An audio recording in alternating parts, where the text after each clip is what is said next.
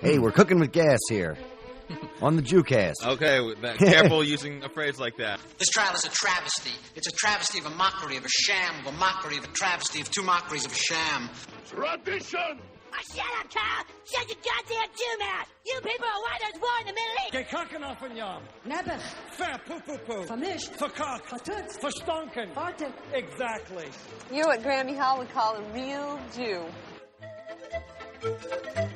Oh, yeah. Episode 97 of American Jew. Oh, my goodness gracious. 97. We're doing it. I mean, I'm happy that we still have a country going on right now. I know, right? It's crazy what happened in Washington, D.C. yesterday.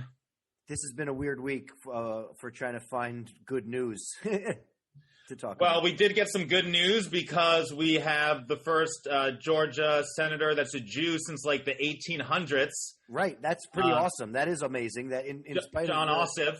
We've been talking about him for a while. We didn't have a lot of faith that he was going to win, but he did, and it's awesome. You know, his win helps the Democrats have an equal number of seats with Republicans, and the tiebreaker will go to Vice President Kamala Harris, and you know it'll stop the Republicans from really getting in the way of Biden's agenda. Yeah, I mean, you know, there was a joke that was circulating yesterday that was like, you know, a black guy and a Jewish guy walk into the Senate. It's happening. Nice. It's all happening. Black guy and a black guy and a Jewish guy walk into the Senate, and a bunch of fucking idiot Trump supporters fucking demolish it. This is why we can't have nice things. Very sad. So that's great. We're very happy for Jon Ossoff. He's also like the youngest Senate member since Biden. He's only 33 years old, so it's nice to have another Jewish member in the Senate. He's a very American Jew. We're down with him, so that's some good news. A congressperson, that's some bad news. Congresswoman Mary Miller, of course Republican congresswoman from Illinois, she quoted Hitler.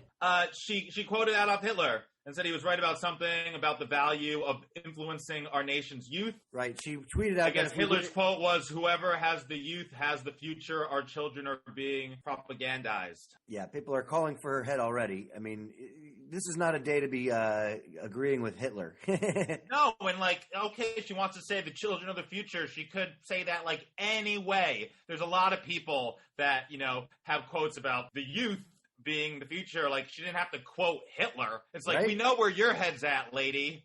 Like, what was she reading Mein Kampf on the way to the rally? Hitler was right about one thing. He was a terrible artist. He was.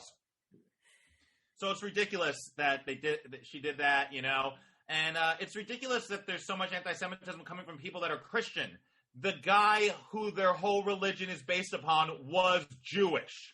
It's amazing that there's so much hatred just coming from people that claim to be Christian. You know, I feel like they hate their guy.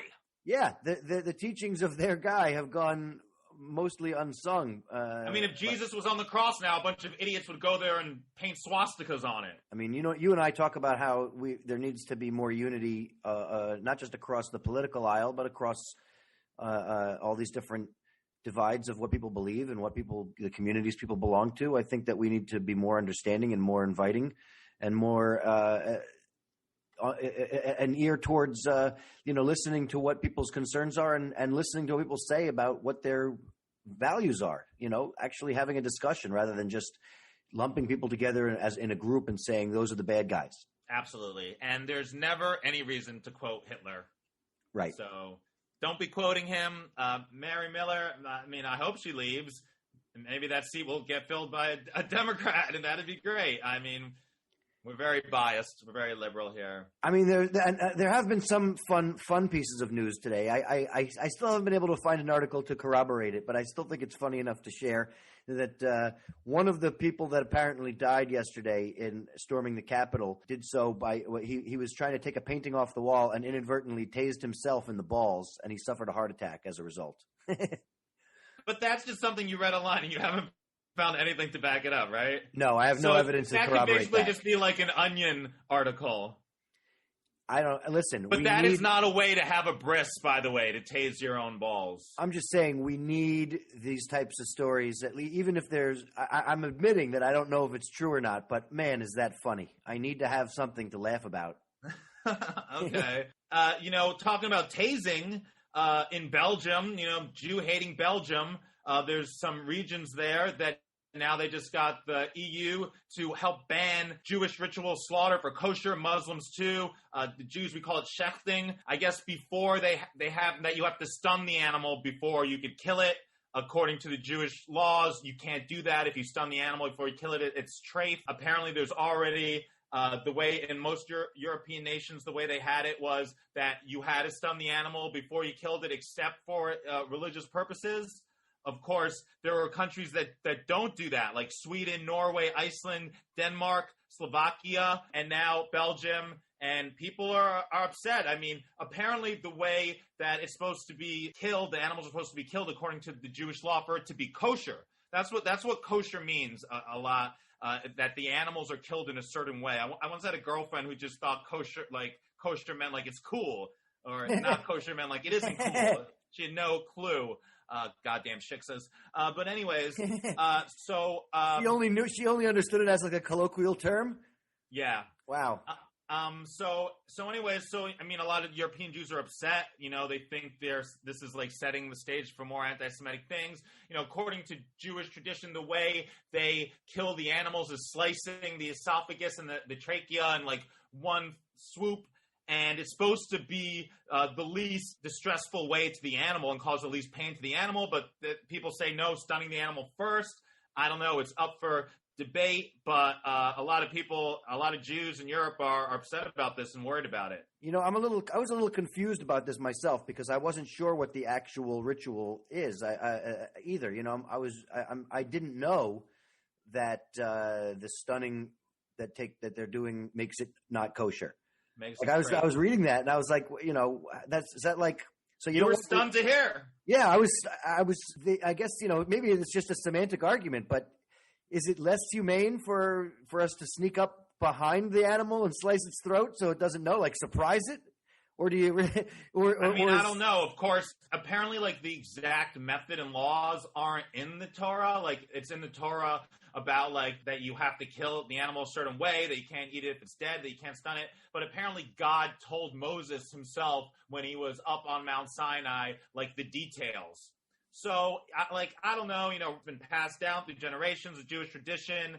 Of course, we want people to have religious freedom. Is it cruel to animals? I mean, the whole basis, according to Judaism, is that it's not. Like, that's why they want to do it this way. Right. So, I don't really know. I don't keep kosher, and I kind of feel bad for people who do because they're missing out on a lot of great food.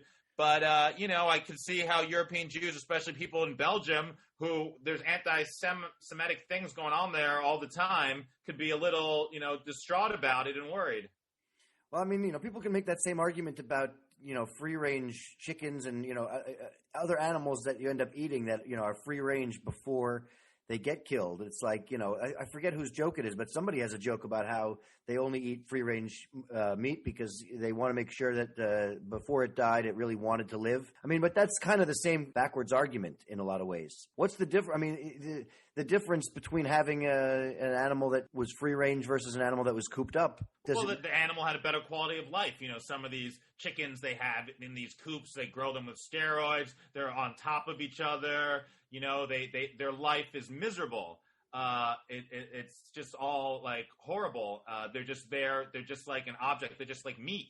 But the free range chickens, like at least until they get murdered, they aren't in a constant state of distress. You would think that right at the end there, though, they would be the most stunned. Those at free-range the chickens. end, they definitely aren't very happy. But like what?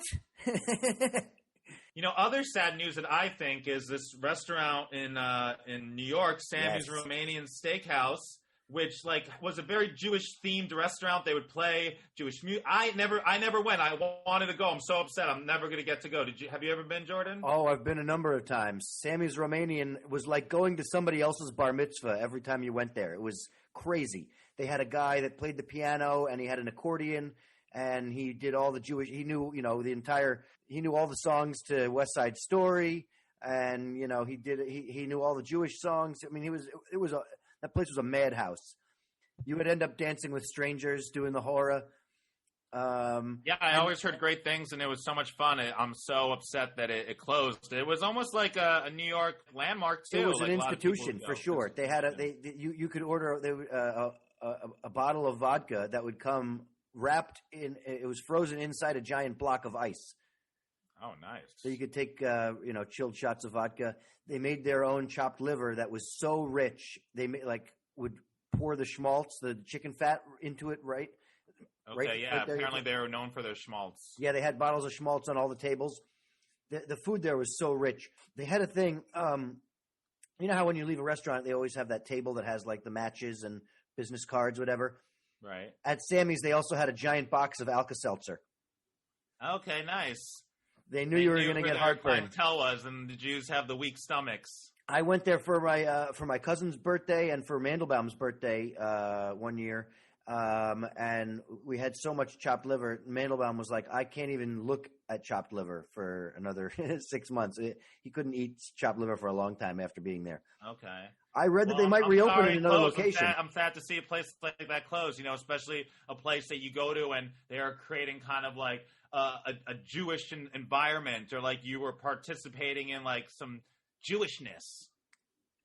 It was really a spectacle to be there. I mean, the place was plastered with, so it was a Lower East Side staple. It looked like a kind of a hole in the wall, but there were and there were pictures plastered all over the walls from ostensibly people's actual bar mitzvahs that took place there like 50 years ago. Okay. You could see. Well, hopefully they'll come back and they'll have a new place. If there's a place you've always wanted to go to, don't wait. Go to it. You never know it's going to close, especially at these days. Yeah, place was awesome. Sammy's Romanian. I got a couple of T-shirts from there. The place is the steak there was amazing. Also, the Romanian steak that they made there. Was it? I always heard the food there wasn't that good. Well, the thing is that they got you drunk and they would have you dance around, so it was always more of an experience than just a meal. But the food there was always great. I always thought the food was good there. Yeah, I mean, okay. The food was sort of an afterthought to a certain degree. I mean, they brought out so many appetizers before you even got to the steak that I never really ate much steak when I was there because I was always full by the time the steak actually came out. Was it kosher? Definitely not. Okay. Jewish style. Yeah. Or Romanian style, Romanian Jews. Well, goodbye, Sammy's. I tell you, it was I'll share some videos with you from when I was there. I've got some fun, cool content. Got to check those out. So yeah, I mean, I love it. Like yesterday, that they stormed the Capitol building in Washington. Of course, a horrible day, and we're upset that they closed Sammy's. Yeah, we're like, let's talk about what's important. Sammy's Romanian Steakhouse is gone. Seriously, we have to really protect a lot of our institutions these days. It's true. Anyone that's listened to this know how left we lean, that we are not fans of lame duck Donnie, and just what took place yesterday is disgusting. And, I was reading about a bunch of, of course, Orthodox Jews are big supporters of Trump, and they're like, well, we don't condemn the violence, but we see where people are coming from. I really hate this false equivalency people are doing of comparing it to the Black Lives Matter protests. I think that's ridiculous. I mean, the Black Lives Matter protest was based on a video of police killing a man that everybody could see, right, and all the years of racism. And yesterday's thing was based on Trump's lies. So if you can't see the difference between that and you don't think you're racist, like, I think you are. And so that was horrible. Not a good look for America. Well, that's why that was definitely an America thing, not an America thing. Well, I mean, at the very least, like, there are issues like this where Jews and other minorities, including people from the Black Lives Matter movement, can all get together and condemn these white supremacist assholes that think that they can storm the Capitol and not pay the consequences, Yeah. And that's, I have to say, we got to be loud and clear about, shutting this stuff down. And that's why it's always important that we get some of the other loudest Jews in the world to come on the show and yell about it with us. Wow, what a segue. Right? You Super excited to have comedian, podcaster, writer, Jared Freid on the show today. Yes, Jew. very Very excited to have Jared on. And let's get him in here. He can tell us more about all the work that he's doing to make people love loud Jews. All right, we're super excited to have Jared Freid on the show, comedian, Jew. He's coming to us from Boca. He's really Jewing it up. That's right. Yeah. That's right. I'm really disappointed. I wanted to be like, hello and welcome. I wanted to, show off my lung capacity at the beginning of the show. That's right. I love an energetic podcast. I'm coming to you from Boca, Florida. I'm as Jew American as it gets. I think this is the home of being an American Jew. I see them at every. I've waited behind them in every line at the yogurt shops. That's what I do. I just 1,000 tastes. My grandma's there in Boca right now, and you do a lot of jokes about like your Jewish mom in your act. For sure. I think it's, it's one of those things. It's like people are like, oh, it's cultural, and like I'm not one of those people that's like, I didn't grow up religious. I went to I got a bar mitzvah, that was it. But then the more you live on, the more you see like, oh yeah, there's a thing here. There's subtle things that you experience with a mom and dad of, I think it's just anyone where the family's close. And I think a lot of Jews just like stay in contact with people that maybe they're, they'd rather not, but they just kind of keep it going. Yeah, family friends that you can't get rid of because your mother keeps telling you, "Wow, have you spoken to such and such?" Yeah, there's a lot of everyone's just intertwined, and it's like it's comfortable. Mm-hmm. It's actually comfortable to as much as my parents I'm living with them now for a hot minute.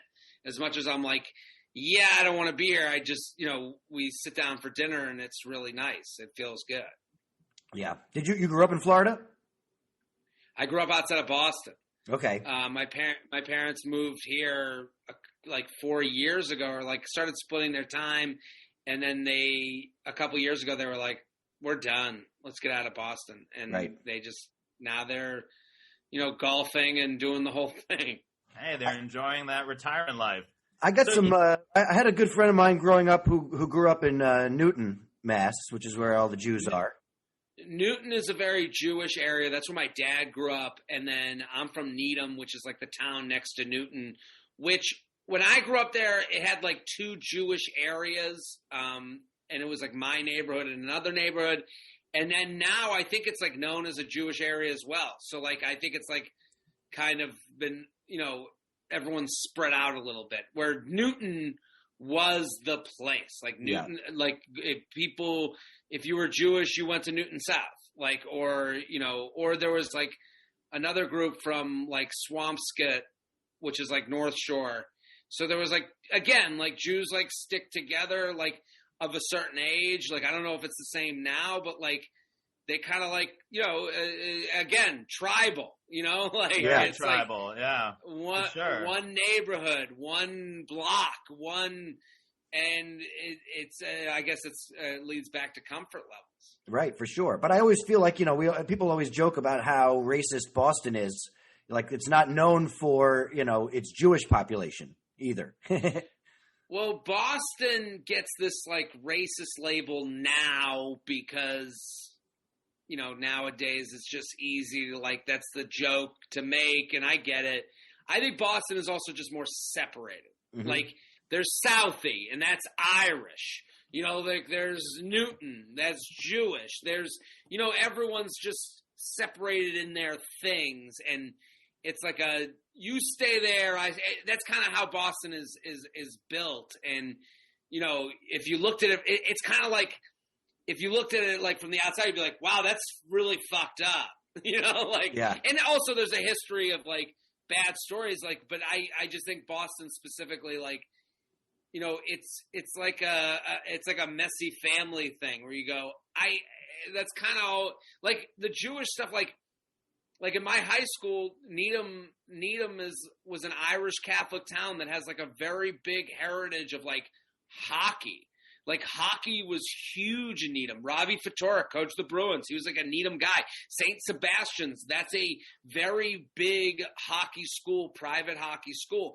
And I remember like growing up, like there was this like, it's not anti-Semitism, but it's like a soft like, oh, you're taking over, type of thing. And the Jews are taking over.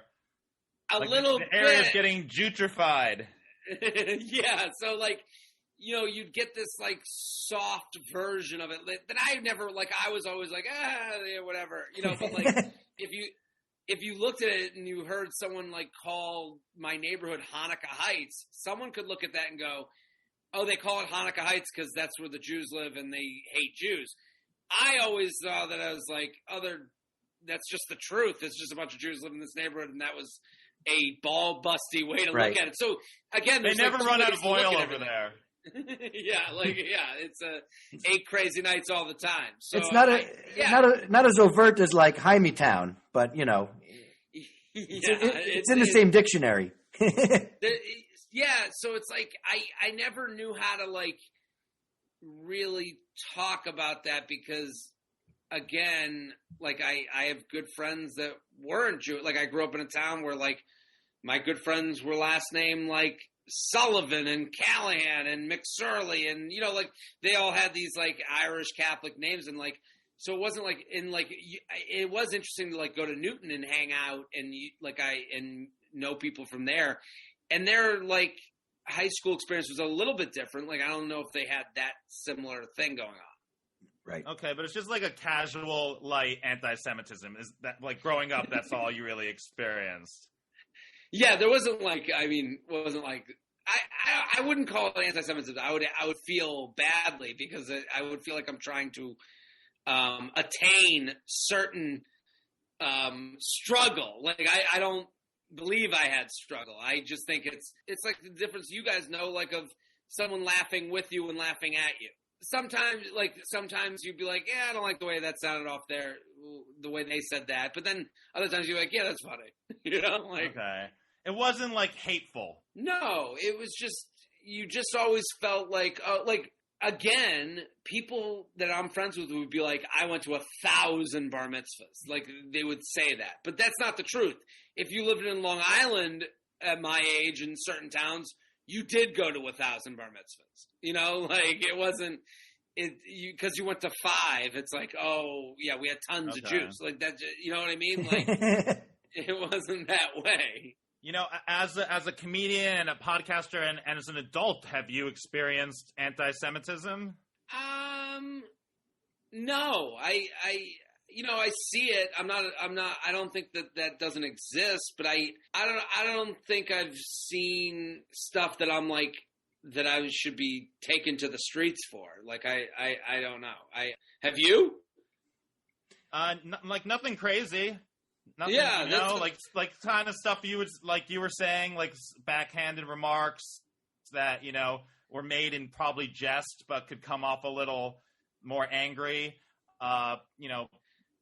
People calling faggot Jew or something like that. I guess I once, when I was in summer camp and Jew camp, I remember we were in a supermarket and people were calling us that.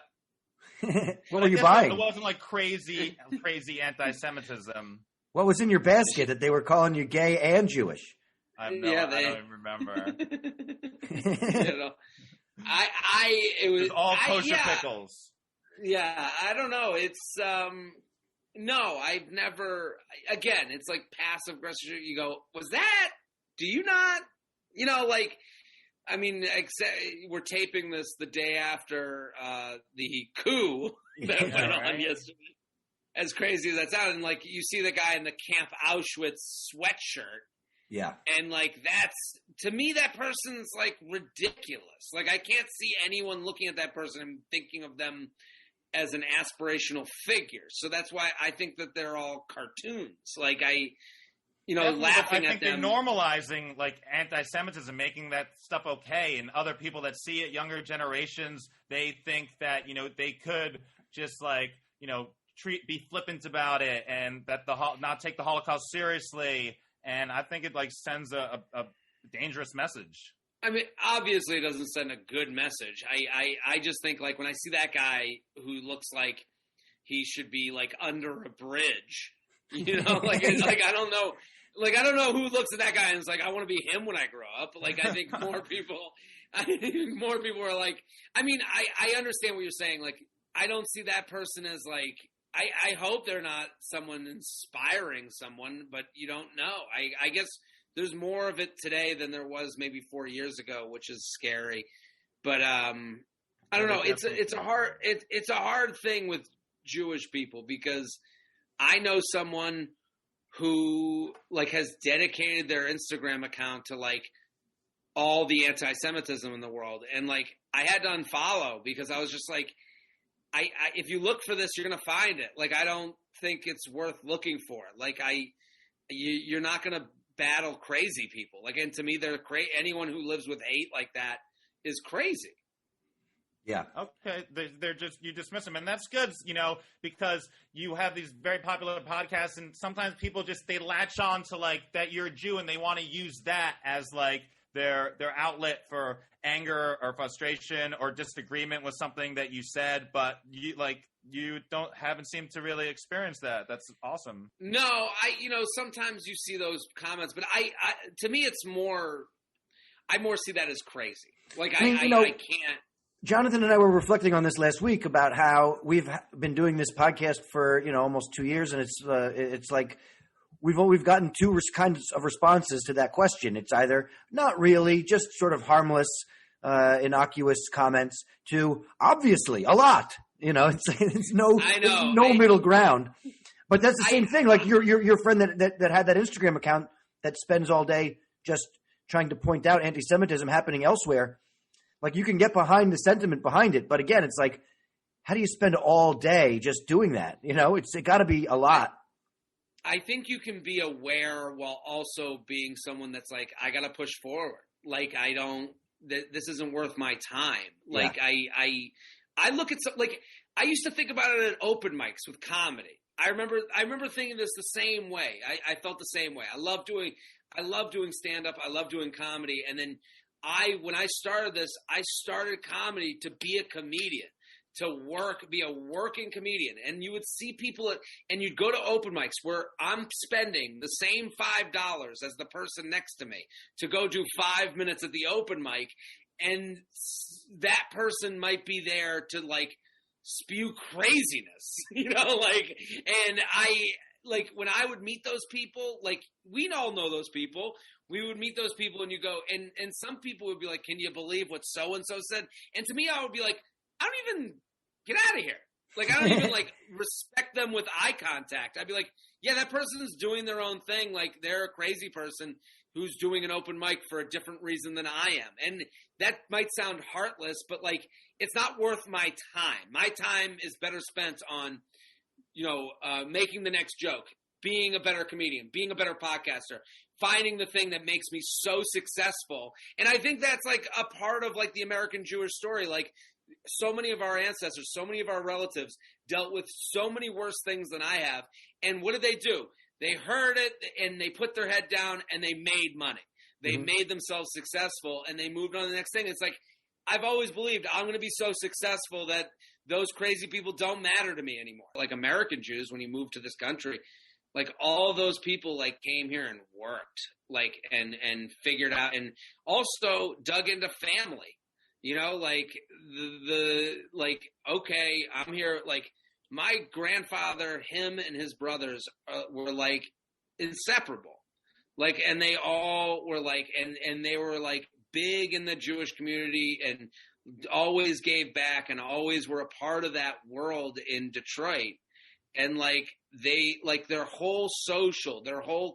all of their social stuff revolved around, like, Jews and the temple in one area of town. So, when we say in the beginning of this, where I'm like, yeah, I lived in the neighborhood where it happened to be all Jewish, like, that's I don't think that's as by accident as it maybe seems. When people are like, oh, all the Jews live in the same Newton, all the Jews live in the same, one neighborhood. Like, that's right, by maybe design. There was the temple. There was some of the only temples in that neighborhood, so that's where Jews flocked.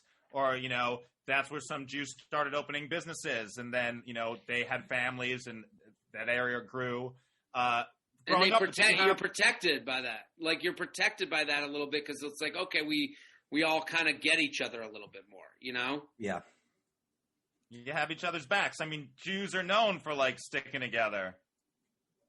Absolutely. I think that's like, I think that's like, you see a lot of that, like, kind of like, you don't see as much as that today. Like, it's not as concrete as it maybe was back then. Well, I mean, we talk about this on the show a lot about how the idea of being an American Jew, we've almost watered down a lot of the rituals. There are segments of American Judaism that are still very, very religious, but there's a lot of Judaism throughout America that's not at all connected to those same rituals anymore. Where we're kind of Jews by. I consider the term I use is Jewish by brisket. It's like it's more related to the food and the meal and the getting together of the family than it is the reasoning or the we tell the prayers and stuff. But it's really more, that's all more ceremonial than it is actual studious information. Like, I remember my parents were like, they sent me to this conservative temple to go to Hebrew school. And it was 3 times a week, and it was in Chestnut Hill, which is like the town, like it was far away. So we'd always have to like get in the car and drive there. But it was important to them that I go to this specific temple, which is fine. Like but you have to wonder, it's like, you have to be serious about it to then be cultural about it. Like, like it kind of like trickles down to that, like what you're saying, like the brisket Jew. Like, I do have this thing where like I would do shows in New York for like Hasidic people or modern Orthodox people, and I remember when I first started doing those shows, I'd be like, I feel uncomfortable doing this because I feel like I'm not doing the work that these people are, and I would kind of make fun of that. I remember going on stage and like making fun of that and being like, well, I'm not like you people, and they didn't like that. I remember like that they were just like, and I would bomb all these shows. And then I remember one day I kind of like had a different attitude about it. And I was like more excited about it. And I was like, I went on stage. I was like, what's up, Mishbucha? And like, they all fucking loved it. They loved that I just accepted that we were all very much alike, much more alike than we were different. Right. And I think a lot of people like us, and like, I'm definitely one of those people where I'm like, a little embarrassed. I'm like, I didn't work hard enough to be sitting here talking about how Jewish I am. Like, I don't know all the prayers. I don't know all the things. I would consider myself a high holiday Jew. Even coming on American Jew and talking about being Jewish, I feel a little embarrassed because I'm like, I'm not, I'm not like. Well, you had a bar mitzvah. You went to Hebrew school. Sure. Like, well, that's pretty stuff. And you have like.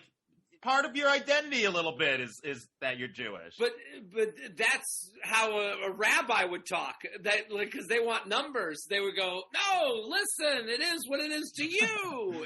Like, we need China dominion. You're Jewish enough. Yeah, well, that's the part of Judaism I like. But like, I do think I have this thing in my head, this guilty voice that sits there going, "Come on, dude, what are you trying to?" You're trying to be different. You're trying to be, something. And it's like, and I guess that's like Jewish guilt sitting in your head. And I think I think a lot of people, even your inner complainer, even your inner voice is a complaining Jew. Yeah. Going, come on, dude, what's wrong with you? Who do you think you are? And I think I think that's kind of the hard part about being Jewish, of this, like, especially in this time right now that we're living in, where we know people who are struggling. Jewish people have done pretty well. We've had our issues. It's like, where do you stand on this? Like, how do you admit to the things that have gone so well for you while also knowing that you're a little bit different, but also not trying to be, like, I'll give you an example. I watch The Bachelor. I love watching The Bachelor, and I do previews for The Bachelor. I preview every contestant. And there's one contestant, her name's Kit, on this season.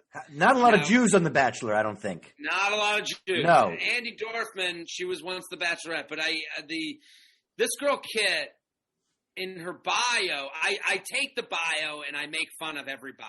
And it's out there now. You can see it if you're listening, you want to read it. And this girl, Kit, her bio centered on being a born and raised New Yorker. When I see someone who's gorgeous, who says I'm a born and raised New Yorker, to me, that's someone trying to let you know that they're just like you. Like, it's, like born and raised New Yorker, people in their minds, they go to like an Italian guy in the corner being like, I'm walking here. Like, it's not like, you don't think of like a rich person. And in my mind, when someone that looks like her is going on The Bachelor, calling herself a born and raised New Yorker, my mind goes straight to, what are you trying to tell me? What are you trying to do? And then the next line in the bio was, grew up in the heart of the West Village. All three of us know the heart of the West Village is next door to Tom Brady. Like, that's not. I just want to let you know, I grew up on the streets of New York, concrete jungle that you were growing up in. I grew up on 5th Avenue, 11th Street in Manhattan, so that's like the heart of Greenwich Village, where on the west side of 5th Avenue. So I am kind of,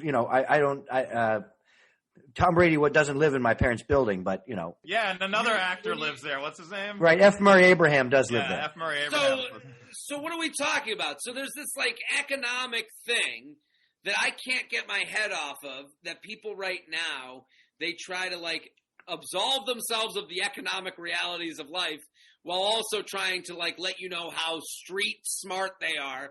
And when I read that she grew up in the heart of, when she calls herself a born and bred New Yorker in the bio and then says heart of West Village, I go, this is a rich person that doesn't want us to know that she's rich. Mm-hmm. And then I find out that her mom's a famous designer. So I was right. Yeah. So I think there's a little bit of that with where as a Jew, I'm trying to sit there going, I don't want to sound like that. I don't want to sound like I'm not acknowledging the privileges that I have and how my life was great. My parents stayed together my whole life, and I have a great brother, and I got a great mom and a great dad, and they take care of me whenever I need the help. And I never want to act like I don't have those things, while also admitting that there's people that hate Jewish people. Like how do you keep those two things in line?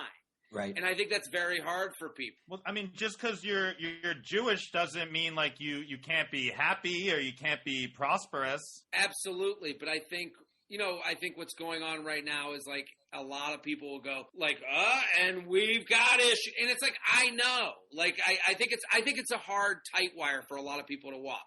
And I think it's a hard tight wire for a lot of Jews to walk. Where because right now there's like a lot of struggle. There's the struggle Olympics going on. Like, who had it harder? And it's like, I understand where a lot of Jews, and then you want to say, well, I'm Jewish. And then someone goes, well, you don't go to temple every week. And you go, yeah, you're right. Well, no, I think it's interesting. Like, there are people that, will proudly say, I am part of this particular group. And then other people are like, well, my experience with that group is this. And it's like, well, I'm not part of that group. Well, it's like, well, that's why didn't you say that ahead of time? Like, at the Holocaust, they didn't give a shit if you went to temple. They didn't care how religious you were. If you were just born a certain way. And a lot of anti-Semites that are out there, they have the same like philosophy. They don't give a shit if you fast on Yom Kippur, if you light the menorah, if you do anything. Just the fact that you were born that way, they hate you. Totally agree. That's the tough part, is that everyone is actively aware that person exists. Yeah. And then I'm also actively aware that, like, I've never met that person. And I feel lucky for that, but I also, and I'm also sitting, in Boca, and I'm sipping drinks with my mom on a Thursday night, having a great time. Right. You're living the good Jew life. Yeah, but I'm saying, like, it's a weird. I think it's a tough thing for people in this day and age, especially with like people coming to terms with privilege. Like where I think a lot. I don't know. This is something I think about a lot. Where I'm like, I mean, there's the flip side of it. There's the flip side of it is, I listen to Gilbert Gottfried's podcast a lot, and he talks about how he's not religious at all. But if there was another Holocaust, he'd be right next to the rabbi in the train. There it is. So I again, it's like this. I think a lot of Jews deal with that, and Jewish guilt is a real thing. Like, there's Catholic guilt and there's Jewish guilt, and like they're very similar but different. And it's like everyone's kind of dealing with that of like, where do I stand in this whole thing? Like when I see a guy in a Camp Auschwitz sweatshirt, I'm like, what the fuck?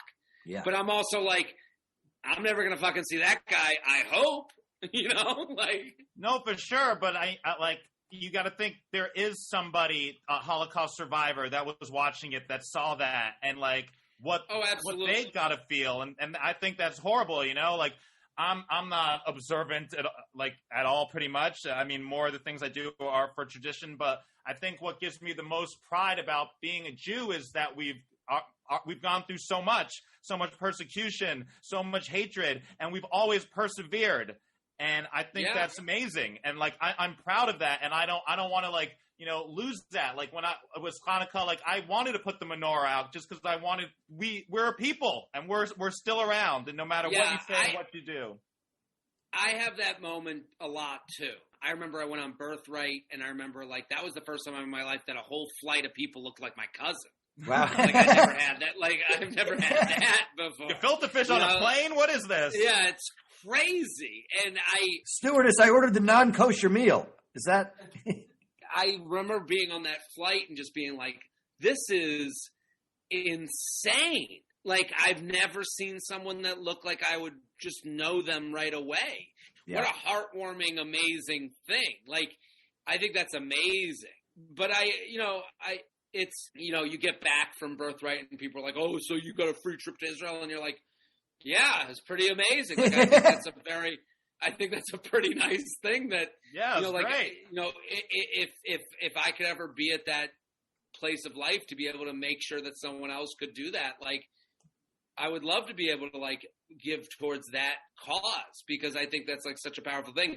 And then you see people that like talk shit about it and they're like, yeah, they're just trying to marry off Jews. And I'm like, well, yeah, like, why wouldn't they try to do that? Like, I remember we were like if your people were like, went from like, however many million to this many million, you would fear. I remember that was the big takeaway from Israel was the fear of going away, like the fear of like Judaism, like just disappearing, right, which could happen just by nature of numbers. And I remember our group was walking towards the Wailing Wall and this like, just this central casting New York Jew came walking towards us. And he's like, hey, where you from? And we're like, New York, like the whole group of 40 of us.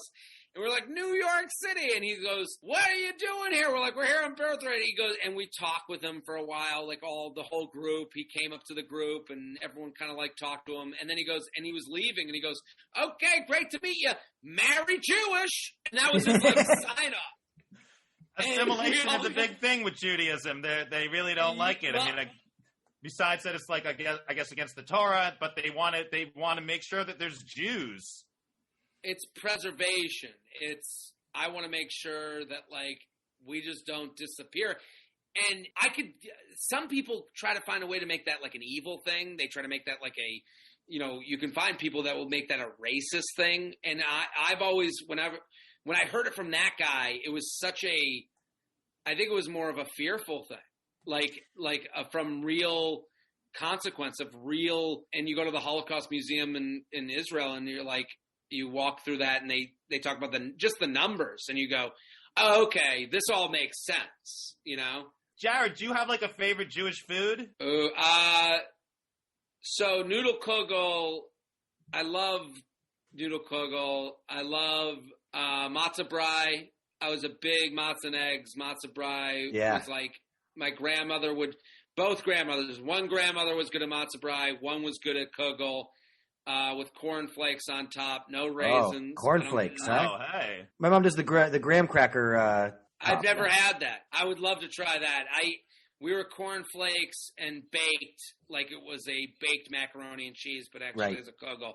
My grandfather did, on my dad's side, my grandfather did a lot of the cooking, and he was like a big brisket guy and with like, and all that stuff speaks to me, but like definitely matzah brai, like matzah and eggs, like that with salt and pepper. I don't like the sweet put with it. Obviously a latke I'm getting down with. Like if you don't like latkes, like you're out of your fucking mind. Yeah. I also like chopped liver huge chopped liver fan because it's like one of those foods that's so Jewish because of how people. I think there's a lot of things with Jews and being thin and staying healthy. So like you can't. I just love how you can't have chopped liver without someone saying to you how bad it is for you. Yeah, like they put out the worst thing in the world for you, and they tell you it's the most delicious thing in the world for you, and then yell at you for having too much. Like that's like the most Jewish food to me in the history of foods. Okay. Do you have a favorite Jewish holiday? I like. I would say Rosh Hashanah. Now, I like the second Jewish holiday more than the first. It's Yom Kippur is the second one, or is that the first one? Yom Kippur is the one that you fast, the Day of Atonement. I like Yom Kippur, and this has to do with weight, because Rosh Hashanah sucks because it's the first time you had to put on a suit since the summer. Yeah. So it's like this big, like, fuck. I have to wear, like, I have to see if this shit fits right now. It's hilarious. So it's always a very stressful time because if the suit fits, you're going to have a great Rosh Hashanah. If the suit doesn't fit, you're your whole year is screwed. So yeah, you're like, you can't even eat at Yom Kippur. So if the suit, but by Yom Kippur, you've worked out what the outfit is from Rosh Hashanah. You couldn't have gained 20 pounds since Rosh Hashanah. So that's why I like Yom Kippur. It's hysterical. You would have already fit. You already know what you're going to wear, so it's not as hovering over you. Whereas like the week leading into Rosh Hashanah, all I'm thinking about is, will the suit fit? That's the funny. I've never heard it phrased that way. That is hilarious. Yeah, I never heard it be like, I like Yom Kippur the best because I don't have to worry about my outfit. Yeah, I always know I'm going to look good and svelte. I already know that if, whatever didn't fit over Rosh Hashanah, I can make some switches for Yom Kippur and I'm ready to go. But I definitely, as someone, I think weight loss and being healthy and in fitness and the Jewish American lifestyle is a hand-in-hand thing. Like, I think, like, the idea of, like, you look heavy. Like, I've never heard a Goyim non-Jew say the word heavy about someone's weight. Right. That is a Jewish woman word. And it's a word that, like, chills my spine. It's like in the movie Back to the Future, and he's like, is there a problem with the gravity in the future? He's always saying heavy, Michael J. Fox. What's so funny about that is because the way they say it is so different. Like, oh man, that's heavy. I would be like, no. It's you're looking heavy. I don't want you to get too heavy. Like, it's true. Jews love to point out the flaws of people. I don't want to say anything, but you seem heavy from the last time I saw you. It's such a weird way to like try to encourage people to like better themselves. It's like it's almost not. like it's a horrible way. Guilting them into like very passive aggressive almost. I mean, like I told my girlfriend when we came here, I was like, it's going to be a roller coaster ride of misinformation. So it's going to be like, have a drink. Who drinks that much? Eat. Even a train stops. Like, it's just going to be back and forth and back. It's hilarious. It's a ping pong match of fucking with your head. Yeah. Do you have a favorite Jew? Fictional, biblical, entertainment, sports, anything? Jake the Snake Roberts, the wrestler. Because that was one I remember. He's not my favorite Jew, but like I remember that was the first when people talk about representation in movies and films. I was like, that seems like I never thought that was a thing. Like I was just like, who cares? Whoever played, like I never thought it was cool. And then I remembered like how much Jake the Snake Roberts being Jewish, the wrestler, was a topic of conversation. And it's like, oh, I guess people should care. Like I was wrong. Like it's okay to say you're wrong. Like the Adam Sandler song, the Hanukkah song, people loved that because they wanted to know who was Jewish. Like that was, and my grandfather, every time someone came up, it was, are they Jewish? Like that was like a question. So I think that was the first person that made me realize how much it does feel good to see someone, like, and it's so ridiculous. It's Jake the Snake Roberts, the professional wrestler. But I remember finding out he was Jewish and being like, okay, good to know. Like. Listen, I think that's a great answer. I mean, you put up some of the names we've had on the board. Nobody yet has said Jake the Snake Roberts. Who do people say? What do they? We've gotten a bunch. We've gotten Anne Frank. We've gotten a few Mel Brooks. Some people have, touted their own rabbi or members of their family. RBG. Bunch of kiss asses. No, Jake the Snake Roberts, the professional wrestler. Jared, do you have anything you'd want to plug? The J Train podcast and the U Up podcast. I got 2 of them. And also I watch The Bachelor. If anyone wants to watch me yell at The Bachelor, I do a lot of Jewish jokes with The Bachelor. I always talk about what my mom would say if she was like visiting on the show. So I always do a shout out to Jews at some point. Like there was a scene last week where Matt James, The Bachelor, like led the girls in prayer. And it's like not one Jew was like, what's going on right now? Like I was just thinking of like what I would say. I'd be like, bow my head. What are you talking about? Yeah. Is Grace one of the girls that's coming on the show? I don't understand. Yeah, it was yeah, exactly. Well, Jared, we can't thank you enough for coming on the show and talking with us. Really appreciate it. Dude, it was a pleasure. Great to see you guys. Yeah, great to see you, buddy. I hope we get to see each other in person sometime soon. Get out of our fucking parents' apartments. God, if we can just, figure out how to beat that guy in the Camp Auschwitz sweatshirt, I'm sure if we put out a Arby's sandwich, he'll follow it to where we gotta start flooding the market with more American Jew merch. That's what we need to do. That's really. Right. That's right. Get our own merch out there. Well, cool, man. Good to see you. Thanks so much for doing this, and we'll kvetch at you later. Absolutely. Thank you, guys. Well, that was awesome. Thanks so much to Jared Freid for coming by the show. We definitely appreciate Jared coming by. Whether he wants to be a Jew or not, we're happy to have him as a member of the tribe. Check out the J Train podcast. He says it stands for Jared. We're saying it stands for Jew from now on. And he's also check out You Up. Yeah, he's got a second podcast called You Up. And follow him on social medias at Jared Freid. You can listen to him yell at The Bachelor to your heart's content. And make sure you're following us on social media. If you're not subscribed to our Patreon yet, something wrong with you in the head. Make sure you subscribe to our Patreon. We got extended interviews and bonus content. We got great stuff. Follow us across social media at American Jew Podcast. Of course, you could follow me on everything at Jonathan Randall. You could also find me at Beatnik Nudnik, and you could always follow my other podcast, Where's the Grief? Thank you guys for listening. We'll be here kvetching at you next time.